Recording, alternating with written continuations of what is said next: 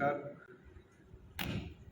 उत्तराखंड एकता मंच के बारे में अनूप जी ने बहुत सारी जानकारियाँ ताज़ा कराई और जिस तरह उन्होंने कहा कि भाई हमारा एक प्रेशर ग्रुप है। इस प्रेशर ग्रुप में सभी पूरे उत्तराखंड के लोग जो दिल्ली एनसीआर में हैं, पूरे देश में हैं, उनको जोड़ने का प्रयास है। और जो उत्तराखंड एकता मंच के द्वारा जब इसका जो सफर है, आप सब में बहुत सारे साथी, हम सब उस आंदोलन हम सब रहे। 2012 के नवंबर से जो शुरू हुआ कि हम सब जानते हैं कि अभी लड़ाई जो थी हमने दिल्ली की सड़कों पर लड़ी थी किरण के लिए, और अभी सुप्रीम कोर्ट ने दोबारा उसको रिजेक्ट कर दिया। तो ये हम सब की और समाज की भी हार है। मेरी अनूप से भी और निशान से भी बात हुई थी और भी साथियों से बात हुई कि हमने इतनी बड़ी लड़ाई लड़ी और उसमें हम सब लोग हार गए। और वो हार केवल कंवर सिंह नेगी की नहीं है, उनकी धर्मपत्नी की नहीं है, हार पूरे समाज की है, जो बड़े जोश और बड़े उत्साह होकर कहता है कि हम 50 लाख है, 60 लाख है दिल्ली में, लेकिन न्यायपालिका के सामने वो कहीं भी नहीं है, बिल्कुल जीरो है। और उसी साल एक हादसा और हुआ था, आप सबको याद होगा कि 16 दिसंबर को दिल्ली में दामनी जिस बच्चे का है वो उस केस को जीत गए और उनके साथ एक ताकत और प्रेशर था। मेरा कहने का ये भी है कि कहीं ना कहीं दिल्ली एनसीआर में कुछ ही लोग तो हैं जो समाज के दुख सुख में, कभी निगम बोध घाट में वही मिलेंगे, किसी की शादी ब्याह में वही मिलेंगे, किसी गोष्ठी में वही मिलेंगे, सब कुछ मिलेंगे। वो मुझे लगता है 200 से 250 से ज़्यादा नहीं है जो हमेशा उनके चेहरों को लगता है कि उस भीड़ में कोई हो ना हो वो जरूर मिलेंगे वहाँ। ऐसे हम सबके पीछे बहुत सारे साथी। हमने इस मामले में मिलकर के दिल्ली में एक था कि भाई दिल्ली में जोश में कहा कि भाई दिल्ली में जो समाज 5% है,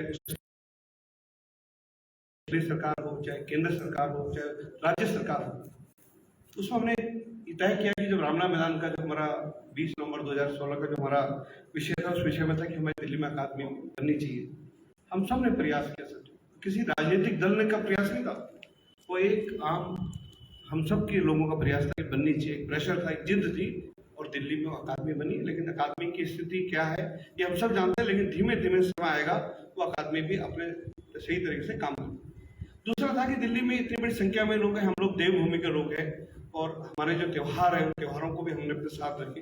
उसमें हमारा जो त्यौहार उत्तरायणी का जो त्यौहार हम 14 और 15 जनवरी को मनाते, उस तहत हमने सरकारों को प्रेशर किया। उसके कुछ सालों 2-3 साल तो उसका सहयोग हुआ, धीमे धीमे वो चीज़ें व्यवस्थाएं कुछ कमी हुई, कुछ कमी हम लोगों की तरफ से थी, कुछ सरकारों की कमी से थी। और तीसरा विषय था कि राजधानी गैरसैंण में बननी चाहिए। ये विषय देखो, कोई भी सरकार क्या है, सरकार किसकी सुनती है? सरकार हमारी आपकी सुनती है।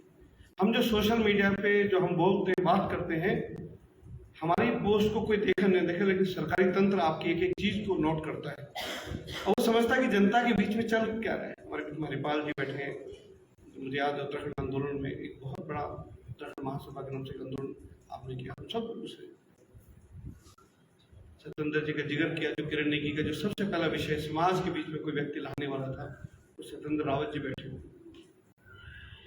मुझे नहीं पता कि राजनीति में किसी विचारधारा से है नहीं है, समाज में किसी विचारधारा नहीं है, लेकिन उनके अंदर प्योरता एक उत्तराखंड की है। बहुत सारे लोग जो राजनीतिक दलों से है, लेकिन जब हम इस मंच पे आते हैं तो हमारे लिए उस दरवाजे के बाहर हमारे संगठन होते हैं। हम यहाँ प्योर पार्टी से, राजनीति में रहकर हम दिमाग से काम करते हैं, लेकिन जब इस मंच पे आते हैं तो हमारा हृदय काम करता है, हमारा दिल काम करता है। फिर दिल में कई बार फायदे बहुत कम होते हैं, नुकसान ज्यादा होते हैं। उसी तरह किरण नेगी वाला मामला पीछे कुछ दिन 4-5 दिन पहले से भी चल रहा है कि किरण नेगी वाले मामले में करना क्या चाहिए, क्योंकि हमने दोबारा सुप्रीम कोर्ट में डाला, फिर कैंसिल हो गया। लोगों का सुझाव करना क्या चाहिए। मैंने निशान को कहा कि भाई इस बारे में जरूर चर्चा होनी चाहिए कि हम लोग क्या करें। हम सब में बहुत सारे बुद्धिजीवी लोग हैं, बहुत सारे मीडिया, प्रिंट हो, इलेक्ट्रॉनिक हो, इन विषय में